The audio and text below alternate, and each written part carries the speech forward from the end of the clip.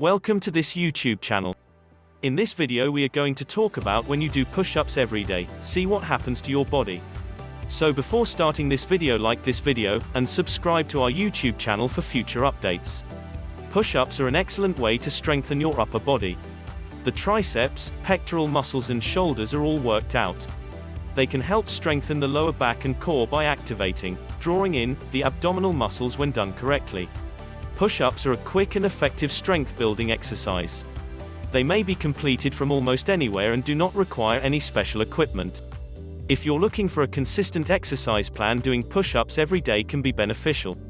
If you do push-ups on a daily basis, you will most likely see an increase in upper body strength. Continue to vary the sorts of push-ups you do for the best results. You can also participate in a push-up challenge in which you steadily increase the number of push-ups you do each week. In 2 months you should be able to accomplish 100 reps. Is it safe to perform push-ups every day? One disadvantage of practicing a single activity every day is that your body may eventually get unchallenged. As a result, you're more likely to hit a wall when you no longer gain the same benefits from your workout. When your muscles are taxed, as they are when you're lifting weights, or doing other exercises like push-ups for example, they adapt and increase their function. As a result, it's critical to keep challenging your muscles in order to enhance your strength and physical fitness.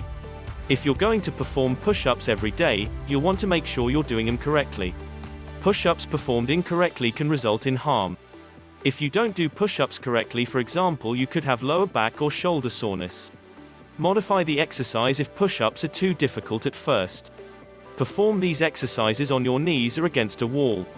Before doing push-ups, consult a physical therapist if they are too difficult on your wrists or if you have had a previous wrist injury.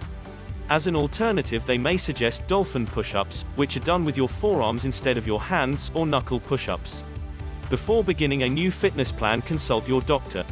When it comes to fitness, you may find yourself at a standstill. People who do the same workout every day will realize that it becomes easier and easier over time. This is referred to as a fitness plateau. It means that the muscles have stopped growing. People should add a variety of workouts into their fitness program to avoid reaching a fitness plateau. Many different muscle groups will be activated as a result. Aerobic exercise may be beneficial to people who want to maintain muscle mass. According to a 2013 study, persons who engage in aerobic exercise maintain superior muscle strength throughout their lives. A complete fitness plan should ideally include the following forms of exercise: primary development, balancing exercises, stretching, backache, certain push-up variations such as the B-PAND-FP, increase lower back muscular activation. Lower back pain and discomfort may result as a result of this. Push-ups also compress the intervertebral joints in the spine for a short period of time. The location where two parts of the backbone meet is known as an intervertebral joint. Each part of the backbone is separated by an intervertebral disc, which is a cushion of tissue. Excessive weight-bearing workouts can cause these discs to wear out, resulting in pain and stiffness. Before adopting push-ups into one's exercise program, people with existing back disorders should consult a doctor. Wrist ache. When performing weight-bearing workouts like push-ups, some persons develop wrist pain. When a person bends their hand backward, the most pain comes along the rear region of the wrist. According to a 2017 study by trusted source, 84% of patients who have pain along the back of the wrist, when they bear weight, have a physical problem within the wrist. A tiny ganglion cyst was responsible for almost 76% of these cases. A partial ligament tear was the second most common cause of pain. It's unclear whether these anomalies were caused by repetitive weight-bearing exercises. Those who feel wrist pain while doing push-ups should consult a doctor. They can provide you tips on how to brace your wrist while exercising. Alternatively, a doctor may suggest an alternative form of exercise. Injury to the elbow. The impact of push-up speed on elbow joints was studied in a 2011 study.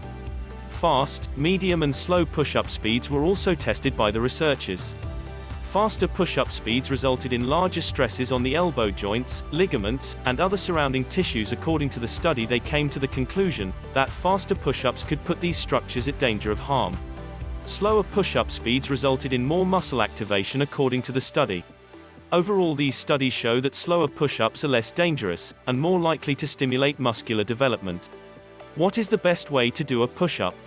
To do a classic push-up, follow these steps.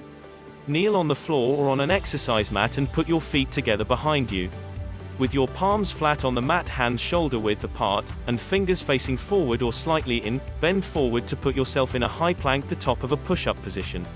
The position of your shoulders should be higher than the position of your hands. Your back should be flat and your feet should be together behind you. Maintain a firm grip on your abs, slowly lower yourself to the ground. Keep your torso tight and your head aligned with your spine. Allowing your low back to sag or your hips to rise upward is not a good idea. Continue lowering yourself until your chest or chin is in contact with the earth. During the downward movement, your elbows may flare out. With your arms press upward, continue pressing until your elbows are fully extended, and your back in the plank, which is the peak of the push-up posture. Reverse the downward motion. Start with 10 push-ups or as many as you can do with correct technique, and gradually increase as your strength improves. Instructions for appropriate form. When doing a push-up, keep the following in mind. Maintain a straight back and a strong core. Your butt is supposed to be down, not up. Make a straight line with your body, don't allow your back arch or your body sink. Check your form with a buddy to be sure it's correct. To protect your wrists, keep your hands firmly planted on the ground or on a mat. Start on your knees if this is too difficult. The advantages of doing push-ups every day: joint support is improved. Push-ups are especially good for strengthening the muscles that surround the shoulder joints. The upper arm bone is kept in the shoulder socket by the muscles and tendons in the shoulder area. However, progressively increasing the number of push-ups is necessary to develop significant muscle strength. Muscle and tendon injuries can occur when weak muscles are overloaded. Muscle tone and strength have improved. Push-ups come in a variety of forms, each of which engages the muscles in a distinct way.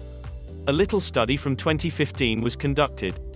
8 participants participated in a trusted source study that examined the impact of the following push-up variations on different muscle groups. Hands are shoulder width apart and directly in line with the shoulders in a standard push-up, SP. The upper torso or trunk aligns with the legs and the entire body is rigid. The distance between the hands in a wide push-up is twice that of a standard push-up. The thumb and fingers of each hand are contacting below the center of the breastbone, or sternum, in a narrow push-up, NP. Hands are shoulder width apart but 20 cm cm in front of the shoulders in a forward push-up, FP.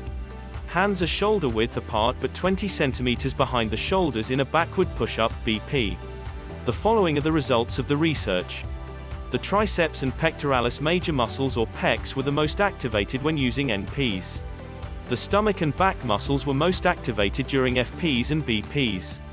Overall, BPs recruited the greatest number of muscle groups. The authors believe that BPs are the best push-up type for enhancing upper body strength and condition. People who want to increase the size, tone, or strength of their triceps and pecs should use NPs. Cardiovascular health has improved. Muscle strength has been related to a lower risk of cardiovascular disease in several studies. A study published in 2019 by Trusted Source looked into the link between a person's ability to do push-ups and their chance of acquiring a cardiovascular disease 10 years later. The study included a total of 1,104 active middle-aged males. The researchers discovered a substantial difference between two groups of males: those who could execute more than 40 push-ups and those who could only perform 10. Males in the 40-plus push-up group were 96% less likely than those in the 10 push-up group to have had a cardiovascular condition.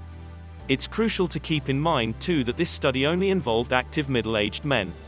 More research is needed to see if these correlations are the same for women and persons who are older or less active. What do you think about this video? Which of the following facts about what happens when you do push-ups every day you find most interesting? Do let us know down in the comment section below. If you enjoyed this video and want to hear from us again, be sure to hit that subscribe button before you go.